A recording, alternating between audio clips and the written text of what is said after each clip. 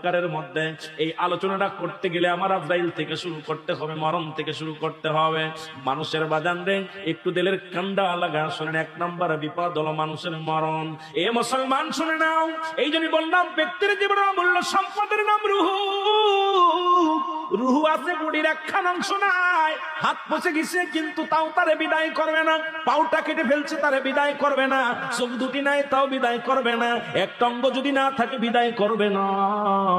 শুধু বাতাসটা বাইরে হইছে আর ঢোকে নাই, এই বডি আর দুনিয়ায় রাখা সম্ভব নয়, বিদায়ের জন্য ব্যস্ত হয়ে যাবে। জোরে জোরে বলেন ঠিক কি না?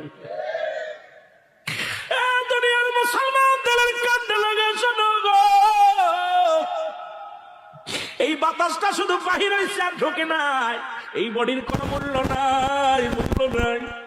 সকালবেলা ইলহাম পড়ে যাবে, রুহুল আমিন সিদ্দিকের লাশ, ইমাম সাহেবের লাশ, মুফতি সাহেবের লাশ, অমুকের মায়ের লাশ অমুক সময় দাফন হবে, অমুক সময় জানাজার নামাজ হবে।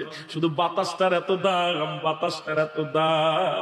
পৃথিবীর মধ্যে তদ্রূপ যত আমল করেন না কেন, ঈমান নামের যে বস্তু আছে, ব্যক্তির জীবনে অমূল্য সম্পদের নাম হলো ঈমান। ওই মানব জীবনের অমূল্য সম্পদের নাম ঈমান। ঈমানবিহীন কোনো আমলের দাম নাই।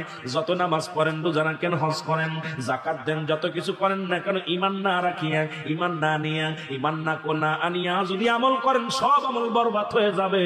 তদ্রূপ বাদান রূহবিহীন এই বডির কোনো মূল্য নাই, সমস্ত বডি বরবাদ হয়ে যাবে। জোরে জোরে বলেন ঠিক কিনা? আর একটু জোরে জোরে চিল্লায়া বলেন আল্লাহু আকবার। আর জোরে জোরে চিল্লায়া বলেন আল্লাহু আকবার। মানুষের 1 নম্বর বিপদ হলো মরণ।